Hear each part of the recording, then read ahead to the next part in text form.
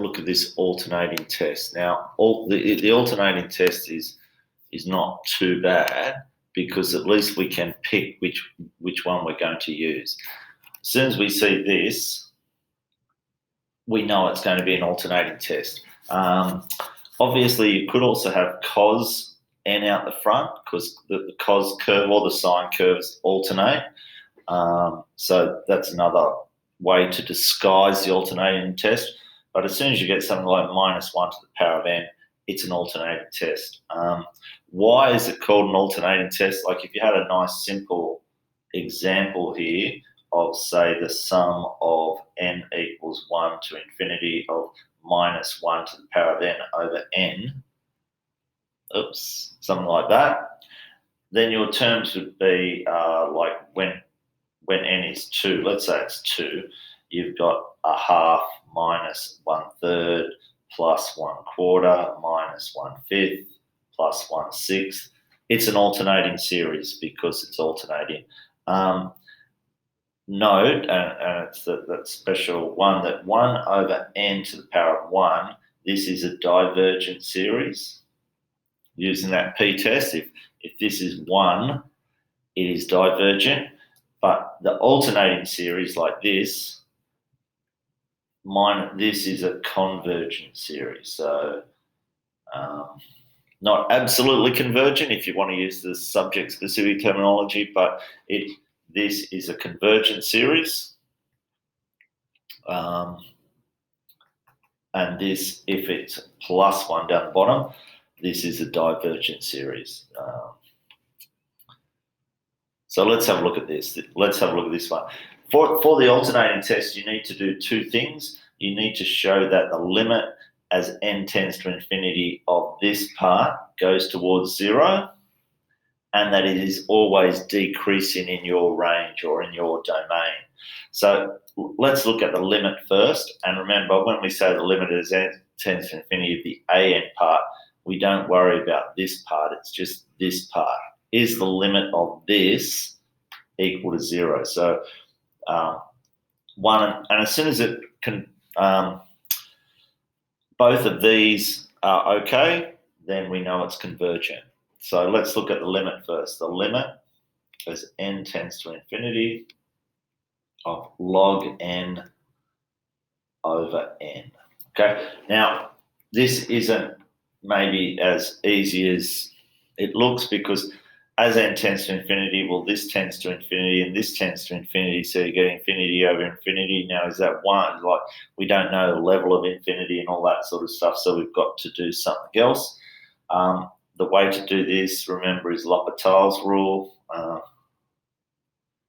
I'll probably spell that wrong, but how do we use L'Hopital's rule? We have to take the derivative of the top and the derivative of the bottom.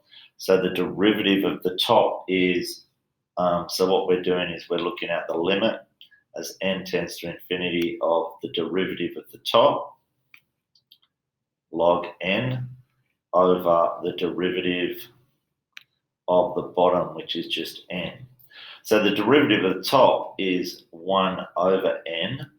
The derivative of the bottom, the derivative of log n, remember, is 1 over n. The derivative of n is just n. So this is the limit as n goes to infinity of 1 over n, and that equals 0. Okay, so the first part has been done. First part has been done. We know that the limit heads towards 0. Now, the next thing we want to show is that it's always decreasing. How do you show that it's always decreasing? Let's take the derivative. So we're going to take the derivative of the function log x over x. That's what we're taking the derivative of. And if it's always increasing, this derivative is always going to be a negative. Okay, so it's always, the function can be like this, but it's still going to have a negative derivative. Okay, so let's take the derivative of this. It's a quotient, so we get v times u dash, so it's x times 1 over x minus log x times 1 all over x squared. Okay, so what does this become? This becomes 1 minus log x over x squared. So this is obviously never going to be negative. That's always going to be positive. So let's have a look at this. 1 minus log x, we want this to be less than 0. When is that less than 0? For all values of x greater than e to the power of 1. Remember, if we take the log of e to the power of 1, then those two things cancel out.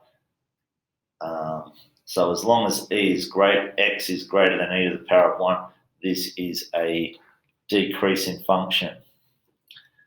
Therefore, what does that mean? Therefore, as it stands, this would not be right. We want this to be, say, 3. N must be greater than 3. If n is greater than 3, then it is a convergent series.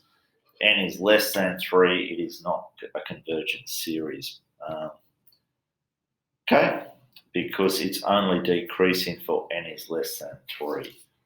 And that's all the alternate series test is. Basically, exactly the same here. We're going to get, and let's change that to a 4. We have to find out the limit as n tends to infinity of this, just this part. Okay, so that's the first thing we check, the limit as n tends to infinity of this. So we've got 1 minus n over 3n minus n squared. How do we do this? Remember, if the biggest term is n squared, so let's divide everything by n squared. And what we're going to get is this is the limit as n tends to infinity of 1 over n squared minus n over n squared over 3 over n squared minus n squared over n squared.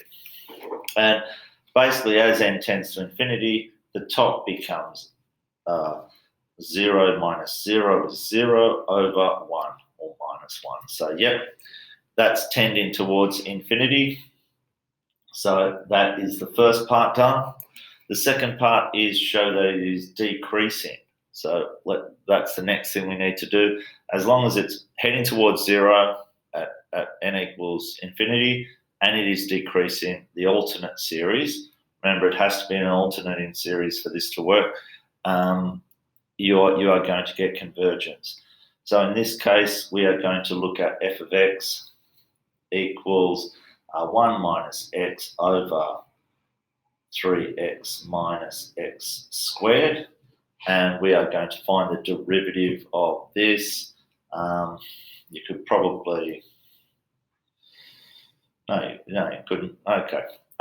Let's find the derivative of this. So f dash x is going to be the v 3x minus x squared times the derivative of the top, which is minus 1, minus the top, 1 minus x, times the derivative of the bottom, which is 3 minus 2x. And it's all going to be over this 3x minus x squared, all squared, which is nice. We've got to do a little bit of manipulation up the top. It's going to be 3x minus x. Well, it's going to be minus 3x because we're multiplying it by the negative 1 here. So minus 3x plus x squared. So, okay. Now it's going to be minus, what is it? It's going to be 3 minus 2x minus 3x plus 2x squared all over our squared. That won't change. What are we going to get? It's going to take a while here, but it's minus 3x plus x squared minus 3 plus 2x plus 3x minus 2x squared all over our x, 3x minus x squared all squared. Remember, what we're trying to find is that this is decreasing, so this should be a negative. That's what we're really looking for, is this a negative? So what are we going to get? We're going to get minus x squared. Those two can cancel out.